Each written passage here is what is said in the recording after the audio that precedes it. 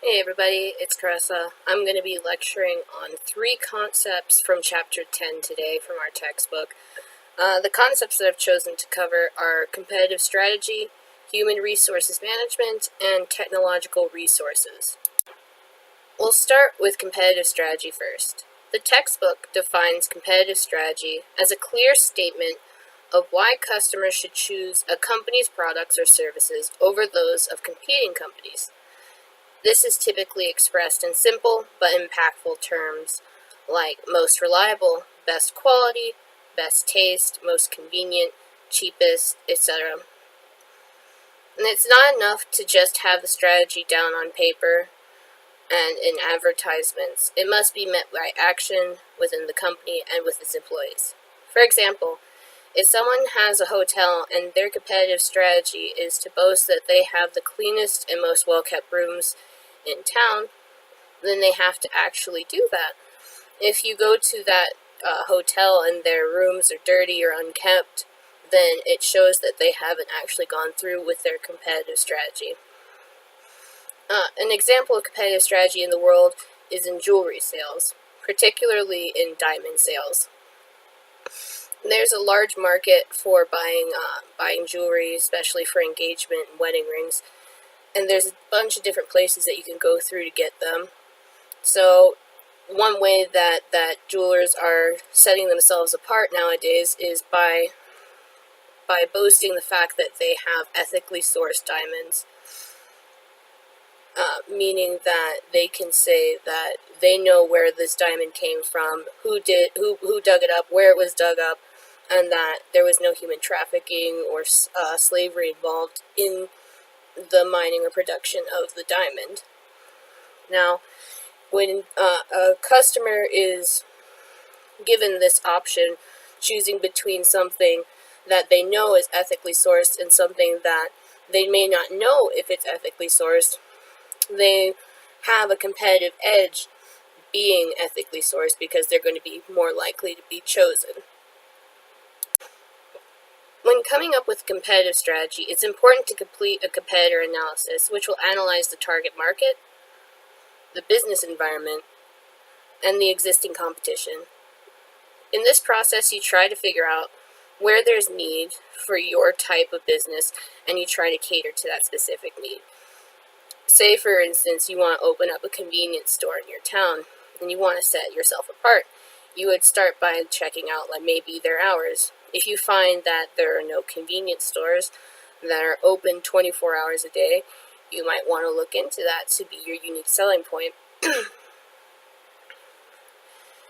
If the target demographic, which is the residents in the neighborhood, are going to be working mostly at night and getting out at weird hours where they're in the early morning, then it might be a good idea to work for 24 hours. But if you live in a place where everybody is on a consistent schedule, it might not be a good idea. Another thing to consider is how the economy is doing, what the market is like. So if, for instance, there's a recession going on and people don't have the money to be going to convenience stores and there are a bunch already there, then it wouldn't be a good time to open up because there's not a need for your specific product or service. There are 2 types of competitive strategies: low cost and differentiation. The low-cost business strategy basically means that the business is focused on offering the cheapest and best prices rather than focusing on something else like selection or overall quality. Not many businesses operate in this way, as there are only so many ways that one can get cheap prices, and because working on cheapest prices isn't always best for making the most money. Large companies and businesses with access to a lot of resources are more able to succeed in this area than smaller businesses. Stores like Walmart, the 99-cent store, the dollar store, are all examples of companies that follow a low-cost strategy. Most businesses, however, run on differentiation though, like the diamond business example. Differentiation means that businesses will try to set themselves apart from other businesses like them. An example of a company using a good differentiation strategy is Lush Cosmetics. They sell soaps, bath bombs, cosmetics, fragrances, that sort of thing. And they boast the fact that none of their products are tested on animals. And in addition to that, all the products are vegetarian friendly. And in fact, most of them are vegan friendly. And they also boast packageless goods and reduced and reusable plastics for the few packaged goods that they actually do carry in their stores. Their overall competitive strategy is to be environmentally conscious and friendly. And it's worked out really well for them because they really, really market based off of how this is different from everybody else. Now that we've covered competitive strategy, let's turn our attention to human resources management. Chapter 3 defines human resources as a willingness to see employees as having valuable knowledge that could serve as a resource for organizational success, the acquisition of talent, and ongoing organizational development.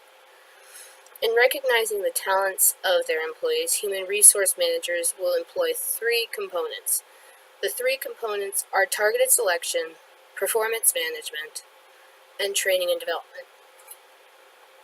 Targeted selection refers to the process of finding a new employee based on the talents and skills that would be necessary for the job.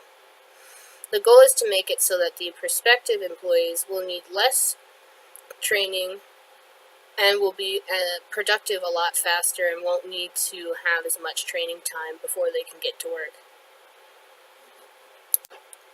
For example, if a fast food restaurant is hiring a new manager, then they're going to look for somebody who has managerial experience.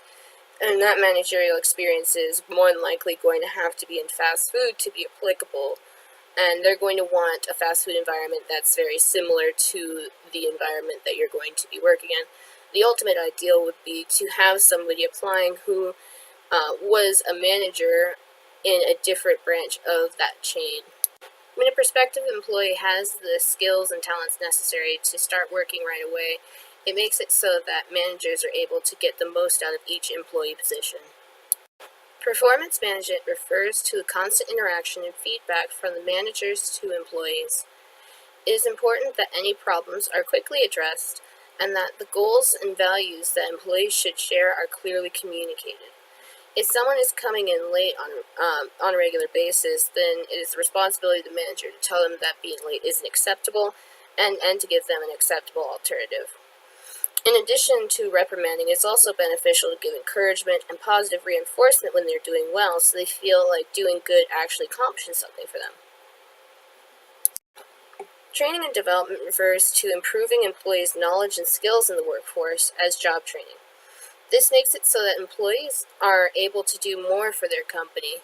Teachers go through this kind of training all the time as they're forced to teach to the ever-changing guidelines in the school district. Organizational development deals with the purposeful facilitation of strategic systems change. Experts who study OD find that during times of organizational shift, people want to be engaged and inspired. People want to feel more likely to support something that they help create. They want a clear line of sight for what is a reliable indicator of success, and they want actions to speak louder than words. People in general would prefer to have motivation and purpose at work. If they feel they are important in making a change, it will increase their job satisfaction. If someone also feels their work is a part of the success of the company, then they'll want to invest more time into it. It is also important that employees feel like they know how to succeed in a business. By having guidelines, values, and strategies in place, workers will feel more inclined to work harder because they will know where to focus their energy and what areas to put their energy to be the most successful. If one applies their efforts into the wrong places without knowing, they will be wasting their efforts and feeling like their efforts go unnoticed. The guidelines for being a good employee are different from those of being an employee who's striving for a managerial position. If companies are going through these changes, employees want to see the difference and not only have it be a surface level change. If you have a business promoting its competitive strategy as treating its employees the best, employees will not be happy with this proclamation until they're actually getting treated better.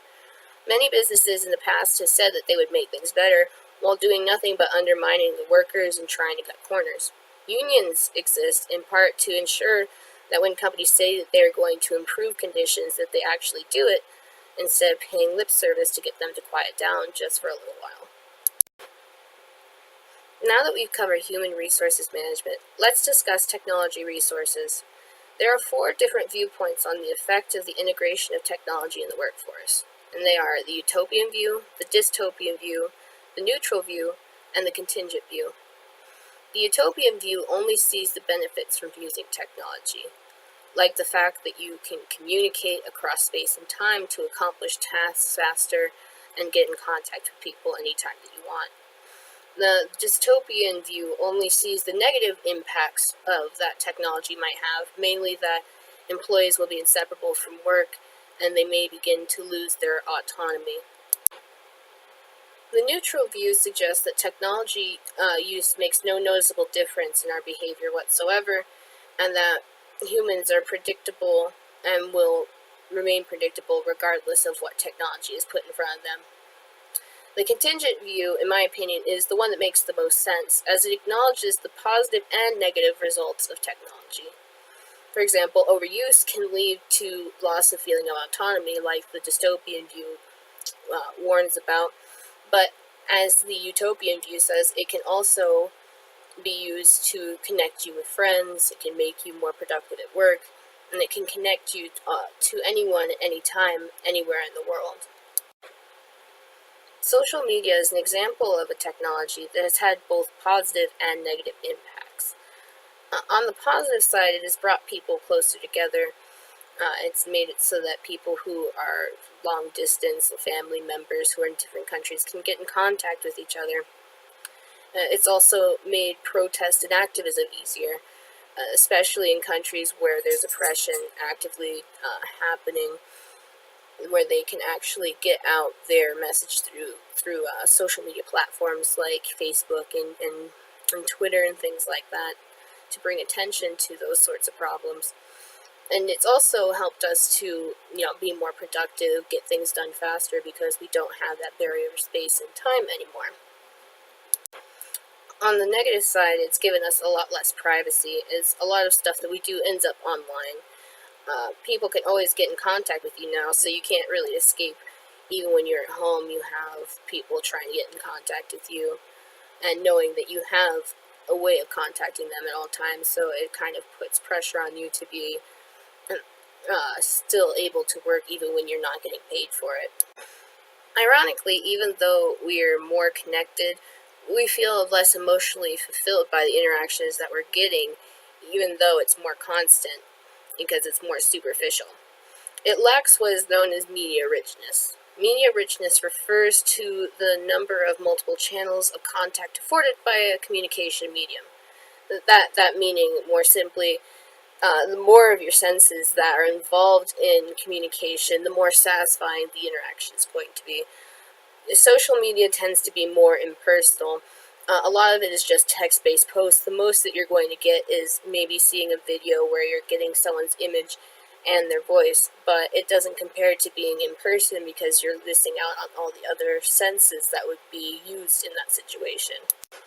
Social media can be both good and bad. What is the most important is that you monitor yourself and make sure that that's not the only way that you're communicating with people, and that you're getting a more well-rounded interactions in your everyday life. And this concludes my lesson on the concepts that I found interesting in Chapter 10. I will see you all in the discussion boards.